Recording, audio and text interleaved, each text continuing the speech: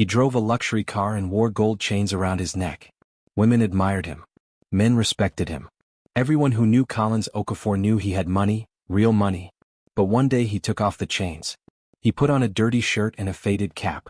He bowed his head and walked to the door of the woman he loved, not as a billionaire but as a nobody. And what she did next broke something in him. Why would a man with everything choose to appear as nothing? What was he looking for that his money could not show him? And when the truth finally came out, what happened between them? Sit back and find out as we dive into this story.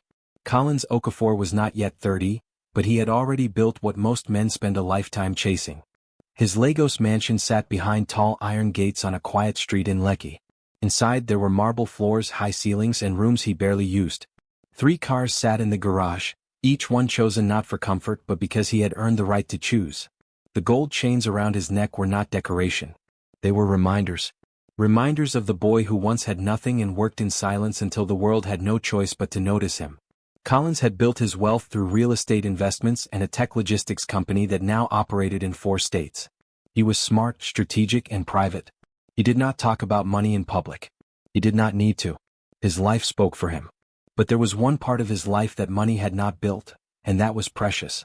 He had met her 2 years ago at a friend's event in Victoria Island. She walked into the room in a burgundy dress and looked around like she already owned the place. Collins was not easily moved, but that night he was moved. They talked for 3 hours. He called her the next day. Within 6 months she had become the most important person in his world. He loved the way she laughed. He loved how she always smelled of something warm and expensive. He loved that she was sharp and knew how to hold a conversation in any room. He had given her everything a man could give. His time, his attention, his plans, his ring. But lately, small things were beginning to land differently. It was a Sunday evening. They were sitting in his living room when Precious mentioned a couple they both knew. The husband had recently lost his business to a bad investment. Precious shook her head, crossed her legs, and said without blinking, "I don't know how his wife is managing. Me, I cannot do that life.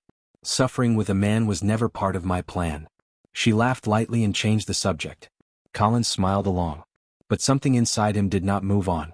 That sentence stayed in the room long after everything else had left. He sat with it quietly, the way a man sits with something he is not yet ready to name. That night, Collins could not sleep. He lay in bed staring at the ceiling, the room around him dark and still. The house was quiet. Outside, Lagos was doing what it always did, humming with life that never fully stopped. But inside his chest, something was turning slowly like a key trying to find the right lock. He kept hearing Precious's voice. Suffering with a man was never part of my plan. He told himself it was just a throwaway comment. That she did not mean it the way it sounded. That every person says something sharp sometimes without thinking. He had done it himself. He tried to let it go. But then he thought about his father. Collins's father had been a hard-working man. A quiet man who loved his family and gave everything he had. When his small transport business collapsed, his mother did not stay to help rebuild it. She packed what mattered to her and left. Collins was 11 years old. He watched his father sit alone at the kitchen table for weeks, not eating properly, not speaking much, a man hollowed out not by failure but by the discovery that his love had a condition he never knew about. Collins had never forgotten that kitchen table. He sat up in the darkness now and stared at nothing. The question came fully formed, as though it had been waiting patiently this whole time. If I had nothing, no mansion, no chains, no car, no name, would Precious still choose me? He did not know the answer. And the fact that he did not know frightened him more than any business risk he had ever taken. He got up, walked to his study, and sat down. He thought for a long time. He was not an emotional man by nature. He was a man who solved problems by moving toward them, not away. He had never been afraid of the truth. He had only been afraid of this particular truth, the one that lived inside a relationship he had invested his whole heart in. By the time the first light of morning touched the window, his mind was made up. He would not ask her. He would not argue or accuse. He would simply find out. He would create a situation that had only one variable. Him without everything that came with his name. And he would watch. He would become someone she had never met. And in doing so he would finally meet her. Collins waited 3 days before he moved. He spent that time thinking through every detail the way he thought through a business deal, quietly, carefully, leaving nothing to chance. He was not doing this in anger. He was doing it because he respected both of them too much to spend the rest of his life wondering. On the 4th morning he woke up early and went to a second-hand market in a part of Lagos where nobody knew his face. He bought a faded shirt with a small stain near the collar. He bought old trousers with a frayed hem. He found a worn cap the color of charcoal and pulled it low over his eyes. He paid for everything in cash and left without speaking more than necessary. Back at the mansion, he stood before his bedroom mirror. He removed the lion head chain from his neck and placed it on the dresser. He took off the ring on his right hand. He removed his watch. One by one, everything that marked him as Collins Okafor was set aside. What remained was just a man in tired clothes with nothing on his wrists, nothing on his neck, and nothing in his eyes that gave anything away. He studied himself for a long time. The posture was wrong. Collins stood tall by habit, shoulders back, chin level, the way a man stands when he is used to walking into rooms and being noticed. He softened it deliberately. He let his shoulders drop. He bent his head slightly. He practiced walking across the room with smaller steps, uncertain steps, the way a man walks when he is not sure he belongs where he is going. He whispered the name quietly into the mirror. John. Not Collins. Not Mr. Okafor. Just John, a young man with no connections and no cushion, a man who had tried his best and come up short. He took one last look at the man in the mirror. Then he walked to the door, picked up the keys to the plainest car in his garage, a simple gray Corolla he used for anonymous errands, and drove out into the city. The test had begun. Precious lived in a neat apartment in Aja that Collins had been paying for since they got engaged. He had furnished it himself. He knew every corner of that apartment, the cream-colored curtains she picked out in December, the small shelf above the television where she kept her skincare products lined up in careful order. He parked 2 streets away and walked the rest of the distance on foot. He knocked twice. He heard her footsteps inside, then the small sound of the peephole being checked. Pause. Then the door opened slowly. Precious looked at him for 1 full second without recognition. Then something shifted behind her eyes. John? Her voice was careful. Uncertain. He had called her 2 days earlier as John, a voice she had never heard on a number she did not have saved, and told her he was a friend of Collins who needed to pass on a message in person. She had agreed to see him, curious enough to open the door. Now she stood in the doorway looking at the man in the faded cap and stained shirt, and Collins watched her face from inside his disguise. Yes, Ma, he said quietly. His voice was softer, slower. I'm sorry to disturb you. She stepped back and let him in but did not offer him a seat. She stayed near the door. He told her the story he had prepared. That he was an old associate of Collins who had recently lost everything in a bad investment. That times were very hard. That he had been trying to reach Collins but couldn't get through. That he just needed a little help, some direction, maybe a word from her to Collins on his behalf. He watched her face as he spoke. The warmth he was used to seeing, the easy smile, the open eyes, was not there. In its place was something more careful, more evaluating. Her eyes moved over his clothes once, then again. She took a small step back that she probably did not notice herself taking. She had not offered him water. She had not asked him to sit down. She was still standing near the door. Precious folded her arms. I don't really get involved in Collins's business matters, she said. Her voice had cooled to something formal and distant. You should keep trying his number. John nodded slowly. I understand. I just thought maybe. I said keep trying his number. Her eyes moved to the door. Collins kept his voice low. He added gently that he had not eaten since morning, that it had been a very difficult week. He was not asking for money, just a moment of kindness. Something changed in Precious's face. Not toward softness. Away from it. She looked at him the way people look at something that does not belong in a space they consider theirs, not with anger yet but with a clear and rising discomfort. Her jaw tightened. She looked at his shirt, at the faint stain near the collar, at the cap in his hand. I don't know why Collins associates with people like this, she said, not to him but almost to herself.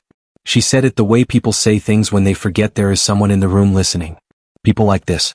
Collins felt those 3 words land somewhere deep. She turned to him then with her full voice. Look, I'm sorry about your situation but this is not the place. I cannot help you. Please go. She moved toward the door and opened it. He did not move immediately. He looked at her, one quiet, searching look. He wanted to see if there was anything behind the coldness. Any hesitation. Any trace of the woman who once told him she would love him through anything. There was nothing. She pointed toward the open door. Her finger was steady. Her face was set. Whatever warmth had ever lived in that expression was completely absent, replaced by something he recognized now for what it truly was. A love that had always had a condition written in fine print at the bottom. He walked out. She closed the door before he reached the stairs. Collins did not go back to the car immediately. He walked to the end of the street and sat down on a low concrete wall beside a closed shop. The evening was settling over Lagos, that warm amber hour when the city slows just enough to let a man think. Okadas moved past him. A woman sold groundnuts at the corner. Somewhere nearby, a generator hummed its familiar low sound. He sat with his cap in his hands and said nothing. He was not angry. That surprised him. He had expected anger, had prepared himself for it even. But what arrived instead was something quieter and far heavier. It settled in his chest like something permanent, like the feeling of a door closing in a house you always thought was yours. He thought about the first time Precious laughed at something he said, a joke that was not even that clever, but she laughed anyway, and in that moment he had thought, this is the one. He thought about the evening they sat on the balcony of his Abuja apartment watching the city lights, and she held his hand without saying anything, and he had felt completely at peace. He thought about the ring he had chosen for 3 weeks before settling on the right one. All of it was real. He had not imagined the good. The good was real. But so was the woman at that door. The folded arms. The cooling voice. People like this. The pointed finger before he had even finished speaking. He thought about his father at the kitchen table. He understood now, sitting on this wall in someone else's clothes, that some truths can only be found when you strip yourself of everything the world uses to decide your value. His father never got the chance to know. Collins had given himself that chance, and now he had to carry what it showed him. He sat there until the street got darker. Then he stood up slowly, put the cap back on his head and walked to the car. He had seen enough. He did not drive home immediately. He turned instead toward a quieter road along the waterfront and parked. There was a small bucateria there, a little food spot run by a woman he had stopped at once or twice before, always in better clothes, always in a better car. Tonight, he walked up in the faded shirt and the worn cap, sat down on a wooden bench and ordered a plate of rice and stew. The woman, middle-aged with a kind and tired face, looked at him without judgment and brought the food without delay. She set a bottle of cold water beside the plate without being asked. "You look like someone who needs to eat," she said simply. Not with pity. Just with the plain warmth of someone who was in the business of feeding people and meant it sincerely. Collins looked up at her. "Thank you, Ma," he said quietly. She nodded and went back to her pots. He ate slowly. The food was good, the kind of simple, honest food that fills something beyond the stomach. Around him, other men sat eating and talking, nobody looking at his clothes, nobody evaluating what he was worth by what he wore. A young man at the next bench offered him extra pepper sauce without being asked. A small boy playing near the entrance ran past him and smiled for no reason at all. Nobody here needed him to be Collins Okafor. They just let him be a man who needed a plate of food and somewhere to sit. He finished eating, paid what the food cost, which was almost nothing, and sat for a moment longer. Something had shifted in him. Not joy exactly, but a kind of quiet settling. A reminder that the world still had people in it who gave things freely, without first checking what you were wearing or calculating what you were worth. The problem had never been him. He had always been enough. He drove home steady and clear. He showered for a long time. He stood under the water in his marble bathroom and let the heat work through his shoulders. Then he dressed slowly and deliberately, the white blazer, the black shirt underneath, the gold chains back around his neck, the ring back on his finger. He looked in the mirror and Collins Okafor looked back at him. Composed. Certain. Ready. He drove to Precious's apartment. She opened the door and her whole face changed the moment she saw him. The relief was immediate and unguarded. The wide smile, the outstretched arms, the familiar warmth flowing back like a tap that had been turned on. "Collins, I've been trying to reach you all evening. Where have you been?" She pulled him inside, talking quickly, something about dinner plans and a cousin who called and a dress she was thinking of buying. She was comfortable. Happy. Herself. The version of herself he had fallen in love with, the version that knew exactly who was standing in front of her. Collins sat down on the couch. He did not speak immediately. He watched her move around the room and felt the full weight of what he now knew pressing quietly behind his eyes. She turned and noticed his silence. Her smile softened into something slightly uncertain. "You're quiet. Is everything okay?" He looked at her steadily. "Someone came to see you today," he said. She tilted her head. "What?" "A young man. Old shirt. Faded cap. Said he was an associate of mine who had fallen on hard times." He watched her face.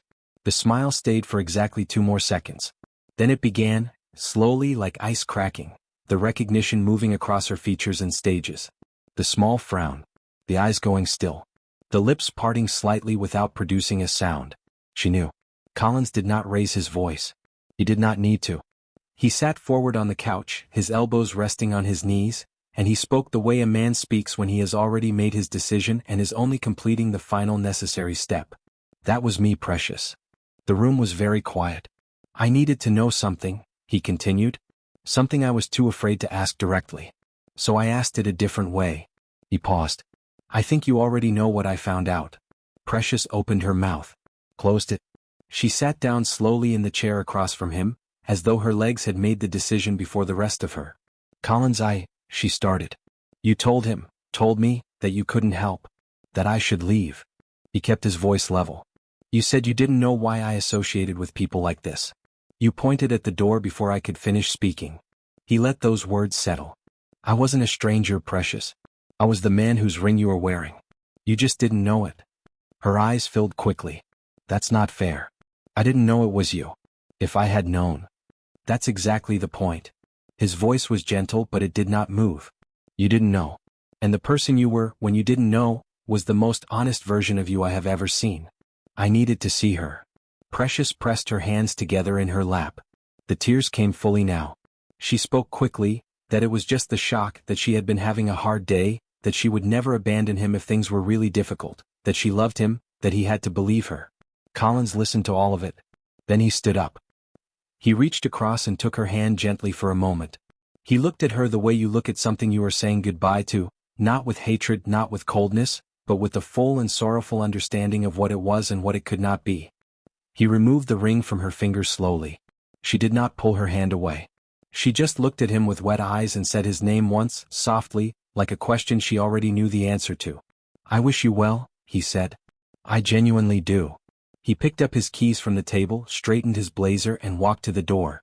Outside, the Lagos night was warm and alive. He got into his car and drove with no music, no rush, just the road ahead and the strange quiet peace of a man who had walked through something painful and come out the other side knowing exactly who he was. He had gone looking for love and found the truth instead. And the truth, he decided, was the better gift. Because real love does not study your clothes before it decides to stay. Real love does not calculate your worth before it opens the door. The day Collins Okafor put on a dirty shirt and a faded cap, he lost a fiancée. But he found something that no amount of money had ever been able to buy him. He found out who he was when he had nothing. And that man, that quiet, steady, dignified man, was more than enough.